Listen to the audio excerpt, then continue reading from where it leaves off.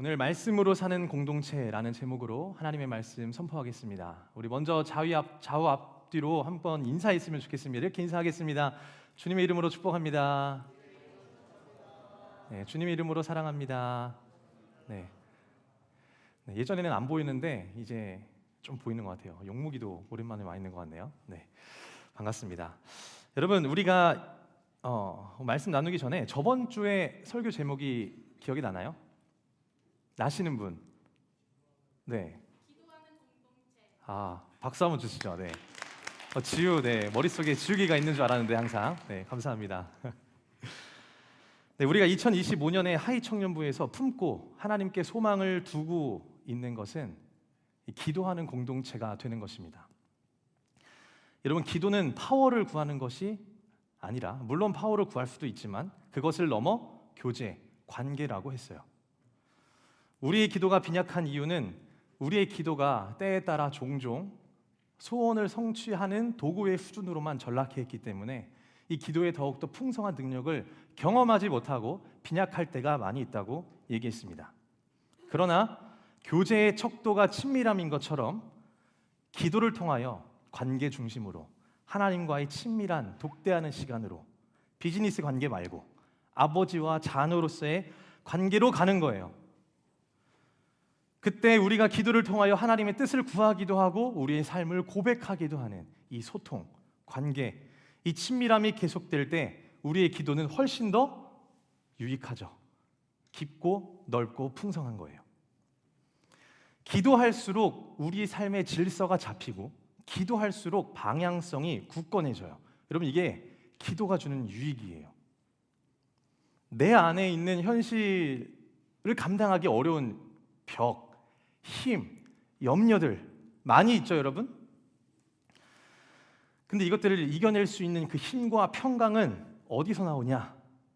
우리의 인맥에서 나오는 것도 아니고 정신승리에서 나오는 것도 아니고 바로 말씀에 의거한 기도에서 나오는 줄로 믿으시기 바랍니다. 기도를 통하여 그분을 대면하고 그 다음에 간구하며 그리고 감사함으로 나아가는 것을 우리가 저번 주에 배웠어요. 여러분, 최근에 기도에 대한 질문들이 많이 있는 것 같아요. 이번 주에도 기도에 대한 질문들이 많이 있었어요. 기도 제목도 많이 공유하고 또 여러분도 셀원들이 기도 제목들을 잘 알고 있고요. 어떤 분은 이런 이야기도 했어요. 목사님, 그 아멘 깜빡했는데 이거 주님 받으셨습니까? 네, 이거 어떡하죠? 아멘 깜빡했는데 어제? 이런 식으로 순수하게 질문하시는 분도 있고, 그리고 기도를 하면 할수록 재미있다고 하시는 분도 있고, 그리고 이 기도를 통하여 주님께 나아가고자 하는데 어려운 거예요. 진입장벽이 높은 거예요. 너무 어려워. 그런 분들의 솔직한 이야기들도 들었습니다. 그러면서 제가 든 생각은 예전에 제가 만났던 아는 목사님의 딸 이야기가 기억이 나는 거예요. 기도가 왜 어려울까? 그 목사님 딸이 이제 초등학교 저학년이에요. 근데 유일하게 목사님이 그 딸에게 핸드폰을 안 사줬어요. 이제 이 SNS에 빠지지 않게 하기 위해서 원천 차단하신 거죠. 근데 요즘에 초등학생들 저학년들도 여러분 핸드폰 다 가지고 있잖아요. 거의 없는 사람이 드물 정도로. 근데 그 애가 이제 핸드폰을 알뜰폰을 사준 거예요. 저장한 인물이 누구냐면 할머니, 할아버지, 엄마, 아빠 이렇게 저장해서 연락을 이제 하기 시작하는 거예요. 할머니, 할아버지한테 연락을 하는데 너무 신기한 거야. 할머니, 할아버지한테 계속 마치 보이스피싱처럼 스팸처럼 계속 보내는 거 눌러서 할머니, 할아버지. 그러면은 할머니, 할아버지는 어때요, 여러분? 얘가 뭐라고? 이 손녀가 이 전화 한 통 온 거 가지고 할머니 그 얘기 들었다고 너무 좋아하시는 거예요. 전화하지 말라고 차단하는 게 아니라 계속 좋아하는 거예요. 이 애가 뭐라고? 그러면서 느낀 게 있어요, 여러분. 이게 기도 아닌가? 기도가 너무 어려워 진입장벽이 높은 것처럼 느끼지만 할머니, 할아버지 외치는 이 손녀의 그 마음처럼 할머니, 할아버지 너무 기뻐하잖아요. 그 한마디라도. 우리의 기도 또한 그러지 않을까? 하나님, 아버지, 주님, 아시죠? 이러한 기도도 주님은 듣고 싶어 하지 않을까요? 이런 고백과 삶에 있는 내 마음에 있는 깊은 고백도 기도입니다. 그러한 내용들이 제가 하는 게 아니라 사실 시편에 많이 나와 있어요. 여러모로 여러분 기도에 관심이 있는 우리들이라는 것을 알게 되었어요. 저한테는 굉장히 값진 한 주였어요. 여러분, 기도는 자기 체면도 아니고 나약한 자들만 하는 것도 아니에요. 심리적 기제도 아니고 자기개발적 명상도 아니에요. 관계예요. 그 관계 안에서 능력, 평강을 더 깊이 구할 수 있어요. 구하지 말라는 것도 아니고 그 관계 안에서 하나님과의 친밀함에서 더 깊이 구할 수 있습니다. 그리고 분명 그것을 통해 하나님을 더 깊이 알고 그분을 닮아갈 수 있는 특권이 바로 기도라는 점을 여러분 꼭 기억하시길 바랍니다. 기도에 대한 내용들은 종종 할 거예요. 자, 그래서 여러분 기도가 무엇인지 원리를, 개념을, 기도를 아는 공동체 말고 기도를 하는 공동체 되길 원합니다. 그래서 기도가 어렵다는 친구들 있을 거고 또 기도를 함께 하고 싶은 친구들도 많이 있는 것 같아요. 그래서 2월부터는 우리 청년부에서 금요 기도회를 진행하고자 합니다. 한 달에 2번 이상 진행할 예정이에요.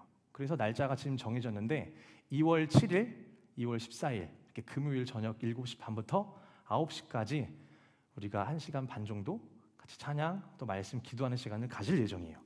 여러분 많은 관심 부탁드리고요.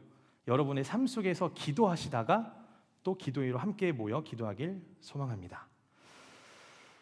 여러분 오늘 본문에 대한 이야기를 하겠습니다. 이후에 순서들이 여러 가지 많이 있어서 이번 주 다음 주가 저희 청년부 예배 후에 좀 많이 바쁜 것 같아요. 그래서 오늘 짧고 굵게 오늘 본문에 대한 이야기를 나누겠습니다. 오늘 본문을 보니까 몇 가지의 시험이 나오죠? 네, 3가지. 사단이 예수님에게 말하죠. 첫 번째, 떡이 되게 하라. 그리고 2번째, 뛰어내리라. 그리고 3번째, 엎드려 절해라. 생각해보면 좀 화나요. 마귀가 뭔데 예수님을 시험하지? 근데 본문을 보면 힌트가 있어요, 여러분. 예수님이 마귀에게 이끌려 시험 받으신 것이 아니라 누구에게 이끌려 있다 써 있죠? 성령에 이끌려 시험 받으신 거라고 지금 광야에 가셨다고 이야기하고 있어요. 성령에 이끌려. 그럼 된 거예요. 성령에 이끌린 시험은 분명히 뜻이 있다는 거고 이를 통해 반드시 무언가를 나타내고자 하는 사인이 있다는 말이에요. 무엇보다 성령에 이끌렸다는 것은 성령님이 이 시험에도 함께하고 계신다는 사실이에요. 자, 그래서 이 광야에서 일어나는 시험의 등장인물 누구입니까, 여러분? 첫 번째, 예수님. 2번째, 마귀예요. 3번째를 빼면 안 되죠? 바로 성령님이 함께하십니다. 등장인물이에요. 제가 이스라엘에서 직접 광야를 간 적이 있었는데요. 이 광야가 낮에는 너무 덥고 엄청 광활해요. 그리고 저녁에는 춥고 맹수의 위협이 있어요. 그리고 굉장히 칠흑같이 어둡고 달빛만 살짝 보이는데 낭만 그런 거 없어요. 집에 가고 싶을 정도로 삭막해요. 이 광야에서 예수님이 시험 받으시러 가신 거예요. 근데 여러분 예수님이 왜 이런 행동을 굳이 하셨을까? 이런 질문 안 드세요? 왜 굳이 시험을 받으시러 순종하시러 가셨을까? 예수님이 하시는 일은 다 의미가 있을까요? 없을까요, 여러분? 의미가 있어요. 예수님이 하늘에서 우리에게 말로만 너희들 죄 사해 주겠다, 영원한 생명 주겠다라고 말씀하실 수도 있었는데 굳이 인간의 몸으로 오셔서 십자가에서 죽으시거든요. 다 이유가 있는 거예요. 예수님 우리에게 시청각 자료가 되고 싶어 하셨어요. 우리가 예수님이 말만 하는 것이 아니라 내가 어떻게 너희들을 진실로 사랑하고 공감하고 체휼 느끼고 있는지를 직접 겪는 모습을 다 보여주고 싶어 하셨어요. 그리고 어떻게 승리하는지, 어떻게 이 광야와 같은 시험 속에서도 어떻게 이겨내는지를 예수님은 친히 본인이 시청각 자료가 되셔서 알려주고 싶어 하셨어요. 말로만 하실 수 있는데 예수님이 오늘 이것도 의미가 없는 사건이 아니에요. 너무나도 중요한 사건이에요. 여러분 광야 방금 말씀 나눴는데요. 이 광야, 우리의 삶이 때로는 상징을 따와서 우리의 환경, 우리의 생각, 우리의 마음이 광야와 같을 때가 종종 있어요. 은혜를 받고 문 밖에 나가도 종종 광야와 같다는 거죠. 그러나 여러분 반드시 기억하시길 바랍니다. 광야는 결국 나만 남아있는 자리가 아니라 성령님과 나만 남아있는 자리라는 사실입니다. 그래서 광야와 같은 때에도 우리의 상황과 환경이 깊은 유혹과 시험이 있을 때에도 우리가 승리해야 하잖아요, 여러분. 승리의 시작은 모든 상황 속에서도 함께하고 계시는 성령님을 여러분들이 바라볼 때 시작되는 거예요. 내 힘으로 안 됩니다. 내 인맥으로 도울 힘 없는 인생과 방백들로 의지할 수 없습니다. 성령님을 바라볼 때 우리가 승리할 수 있어요. 그래서 광야가 사실 까놓고 보면 여러분 두렵기만 한 것은 아니에요. 담대히 걸어갈 수 있는 기회예요. 우리 삶에 광야와 같은 시즌을 보내는 청년들이 있을 거예요. 이번 주에도 신방하면서 청년들 마음속에 삶 속에 있는 그 광야가 전이 된 것 같아요. 광야가 한 30 몇 개 있어요 지금. 광야의 삶을 사는 청년들을 존경해요. 존경하고 그 자리를 답이 안 보여도 지키고 기도하는 그 자체만으로도 저는 응답이라 생각하거든요. 함께 하신다 하나님. 이거를 끝까지 놓지 마시고 묵묵히 함께 걸어가시길 바랍니다. 담대히 걸어갈 수 있습니다. 누구와 함께 할 때? 성령님과 함께 할 때. 현실에 있는 여러 광야가 있을 수 있어요. 치열해요. 사랑하기 어려운 상사 그리고 동료, 사람들도 많이 만날 거예요. 그 현실의 수많은 문제 앞에서 이걸 꼭 기억하십시오. 여러분이 혼자 싸우는 싸움이 아니라는 사실입니다. 그분이 임마누엘 하시고 함께하고 계신다는 사실을 기억하시길 바라고 그분과 함께하는 것만이 그 광야를 믿음으로 극복할 수 있다는 사실입니다. 그래서 그 성령님과 함께 오늘 나아가신 예수님을 기억하시면서 여러분도 우리 삶 가운데 있는 유혹, 시험, 광야에 누구에게 포커싱해야 되는지 여러분들의 시선을 잘 고정하시길 바랍니다.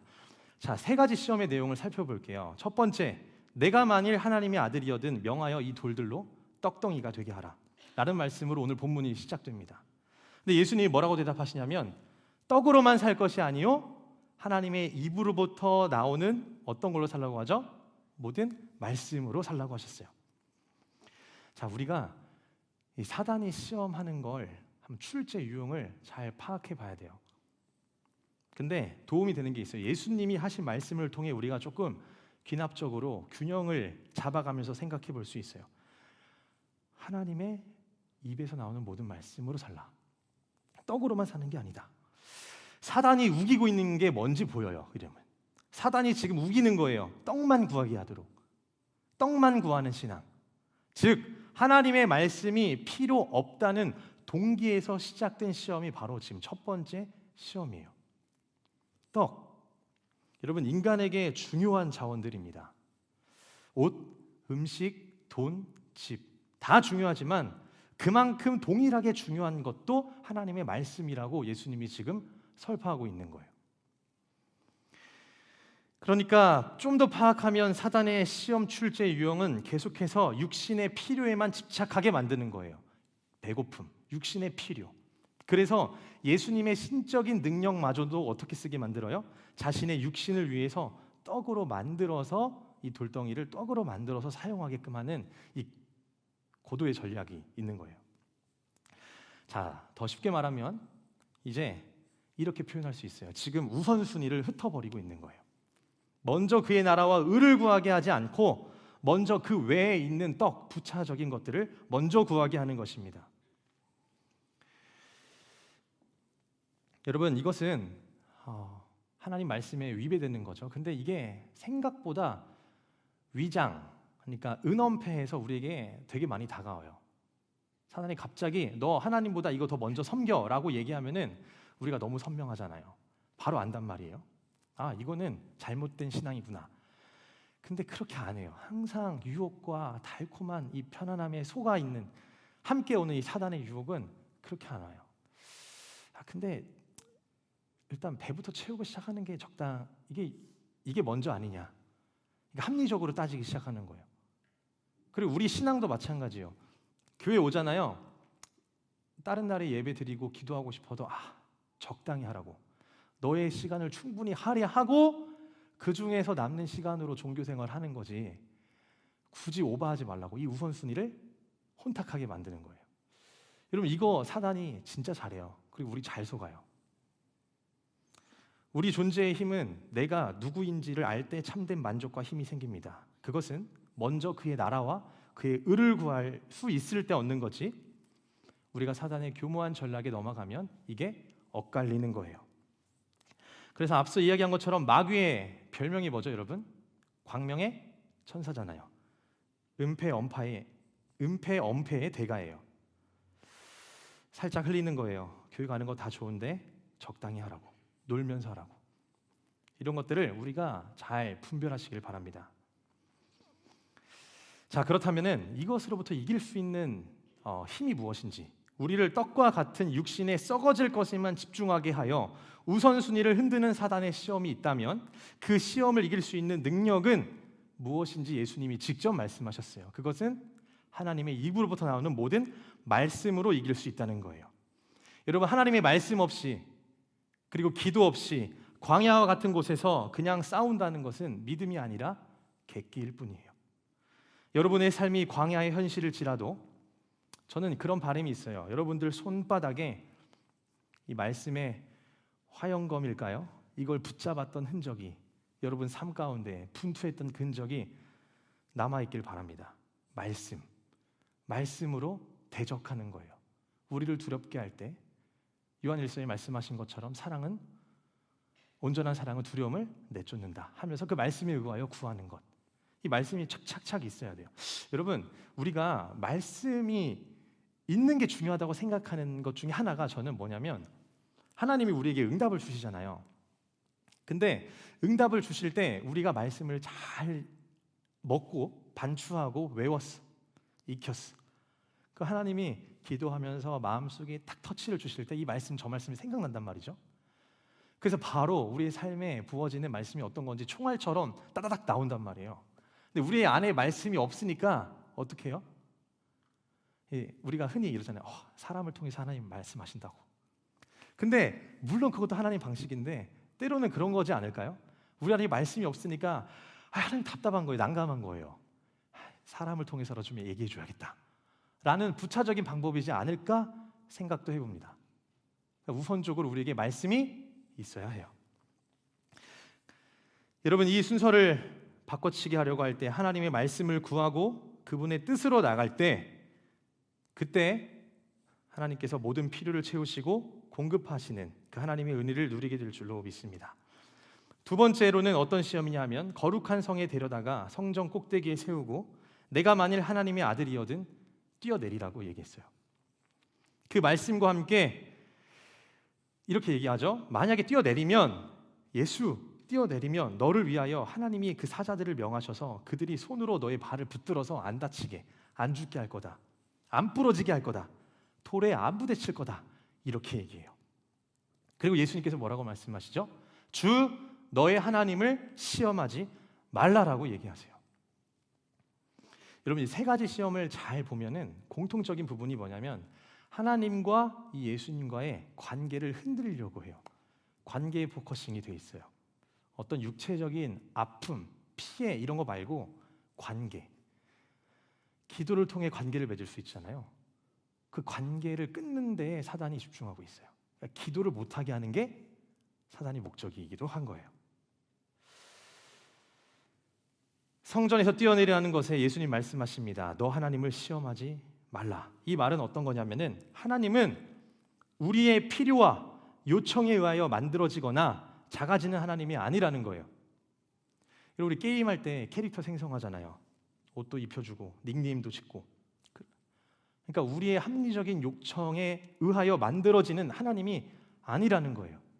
그 하나님은 그런 분이 아니라는 거예요. 그 하나님은 하나님의 아들이어든 뛰어내리고 그분을 시험할 수 있는 그런 존재가 아니라는 거예요. 납득이 되게끔 만들어서 요청되어지는 신이 아니라는 거예요. 하나님은 하나님이라는 거예요. 그러니까 예수님 말씀에 내포되어 있는 말은, 하나님은 창조의 하나님이고 구원의 하나님이고 심판의 하나님이다. 그분 시험하지 말라. 그분의 속성을 건들 수 없다 라고 예수님이 직접 이야기합니다. 청년 여러분, 사단은 하나님의 속성을 건들 수 있는 권세와 능력이 있을까요? 없을까요? 없어요. 그저 우리의 눈과 귀를 의심하게 만들 뿐이에요. 우리는 보는 것, 듣는 것에 민감한데, 그리고 연약할수록 쉽게 흔들리는데, 그때 우리 믿음의 금이 갈 때 그 유혹에 넘어가지 말고 말씀에 의거하여 전능하신 하나님에게 나아가며 그 하나님의 위대하심을 계속 선포할 때 이러한 시험에서 이겨낼 수 있는 것입니다. 자, 이어서 세 번째입니다. 또 그를 데리고 지극히 높은 산으로 가서 천하 만국과 그 영광을 보여 이르되 만일 내게 엎드려 경배하면 이 모든 거 내게 주리라. 엎드려 경배하라는 거예요. 예수님이 뭐라 말씀하시죠? 사탄아 물러가라. 기록되었을 때 주 너희 하나님께 경배하고 다만 그를 섬기라 하였느니라. 여러분, 세 번째는 엎드려 경배하라는 거예요. 우리가 세상에서 가질 수 있는 최고의 소유물들을 주겠다는 거예요. 우리는 우리의 가장 큰 소원이 행복하는 거거든요. 물어보면 행복, 우리가 종종 행복하기를 원하는데 그 행복의 깊은 내면에 들어가면 어떤 이야기들이 있죠? 좋은 집, 좋은 차, 좋은 사람, 권력, 눈에 보이는 이 외모, 외적인 요소들이 너무 많아요. 그러나 그 좋은 소유물들 다 주겠다고 하는데 예수님의 답변은 뭐냐면은 뜬금없이 하나님을 경배하라고 말씀하세요. 그러니까 어떤 뜻이냐면은 이것을 풀어서 얘기하면 우리에게 중요한 행복은 소유에 있는 것이 아니라 존재에 있다는 표현이에요. 그러니까 우리의 존재는 소유로 정의되는 자들이 아니라 하나님을 경배하는 예배자다라는 거예요. 거기에 행복이 있고 그게 우리의 정체성이다라고 얘기하는 거예요. 그게 바로 예수님이 바로 너 하나님께 경배하고 그를 섬기라고 선포하시며 반박하셨던 거예요. 여러분, 소유에 대한 질문을 존재에 대한 답으로 무너뜨리시는 것을 보면서 우리는 잘 생각해 봐야 돼요. 여러분, 내 존재 가치가 소유가 많아서 꽤나 있어 보이고 꽤 괜찮은 사람으로 남고 싶은 건지 우리에게 질문하는 거예요. 아니면 소유를 넘어서 나라는 존재가 어떤 존재인지를 알고 이걸로 행복하고 만족하는지. 하나님의 사람으로서 나의 정체성, 나의 존재를 잘 알고 있는 사람은 여러분 이러한 시험을 가볍게 넘어설 수 있어요. 가볍게 넘어서지 않더라도 분별할 수 있어요. 우리를 억누르고 무너뜨리는 어둠의 권세 앞에서 우리에게 두려움과 거짓과 이간질로 다가올 때 내가 누구인지를 아는 삶은 여러분 충분히 이기고 넘어설 수 있다는 거예요. 말씀을 정리하겠습니다. 첫 번째, 떡이 되라고 했어요. 육신, 떡에만 집중하게 할 때 어떻게 말씀하셨죠? 하나님의 말씀을 구하라고 선포하셨어요. 말씀을 구하는 여러분 되시길 바랍니다. 두 번째는 뛰어내리라고 하잖아요. 그러면 그렇게 해주겠다, 지켜주겠다. 근데 요청에 의하여 만들어지는 신이 아니라 그렇게 우리에게 다가올 때 네가 원하는 대로 다 해준다. 조건 달면 하나님이 그렇게 다 해주고 시험할 수 있다라고 얘기할 때 그때 어떻게 예수님이 하셨냐면 하나님의 위엄을 선포하셨어요. 주 하나님을 시험하지 말라. 그리고 세 번째로는 엎드려 경배하라고 할 때 모든 소유를 다 준다고 할 때 우리의 행복과 만족은 소유에 있는 것이 아니라 존재에 있다라는 거였어요. 그게 무기라고 했어요. 그래서 여러분 이런 말씀이 있죠. 스바냐 3장 17절에 너희 하나님 여호와가 너희 가운데에 계시니 그는 구원을 베푸실 전능자이시라. 그가 너로 말미암아 기쁨을 이기지 못하시며 너를 잠잠히 사랑하시며 너로 말미암아 즐거이 부르시며 기뻐하시리라 하리라. 여러분 따라해 보겠습니다. 우리는 예수짜리 인생입니다. 네, 한국말을 좀 어려워할 수 있어요. 네, 괜찮아요. 여러분 우리는 예수짜리 인생이에요. 오늘 이 세 가지의 시험을 보면은 제가 총합해서 말씀을 맺고 싶은데요. 이 사단은 항상 공격하는 그 루트가 우리의 의와 가치를 공격해요. 너 사랑받을 만한 자격 없다고, 그러한 의 없다고, 그러한 존재 아니라고, 그러한 믿음 없다고 공격해요. 근데 반대로 예수님에게 달려가서 물어보면 예수님은 너는 나의 보배롭고 존귀한 자녀라고 얘기해 주세요. 항상 우리의 의와 가치를 공격해요. 근데 예수님은 그렇게 말씀하지 않으세요. 너 내 사랑하는 귀한 존귀한 자녀라고 얘기해요. 여러분, 이거를 회복할 수 있는 현장이 어디냐면 바로 예배예요. 예배 때 그거 회복하러 오는 거예요. 우리의 의와 가치를 확인하고 확신하고 결단하고 무장해서 가는 게 예배입니다. 사단이 또 방식이 있어요. 그러한 목적으로 공격하는데 방식은 거짓, 두려움, 이간질이에요. 이 세 가지를 절대 벗어나지 않아요. 그런 두려움이 우리에게 찾아올 때에 여러분 쫄지 말고, 두려워서 교회 가기도 무섭고 모든 게 다 무섭고 기도하기도 무서울 때 어떻게 해야 돼요? 더 기도하는 거예요. 안 되면 요청하는 거예요. 주변에 있는 지체들에게 이런 상황이고 도움을 요청하고, 그러면 옆에 있는 지체들이 기도하면서 부어주신 말씀으로 같이 공유하지 않겠어요? 여러분 기억하시기 바랍니다. 두려움은 우리에게 떨리게 할 수 있지만, 총구를 겨눌 때 다 두렵고 떨리잖아요. 공포스럽고. 근데 사단이 총구를 들었을 때 그 안에 총알은 없어요. 항상 총알이 있는 것 같은데 총구를 겨눴을 때 쏠 것 같이 우리가 두렵고 쫄잖아요. 근데 우리를 죽일 수 있는 권세가 없어요.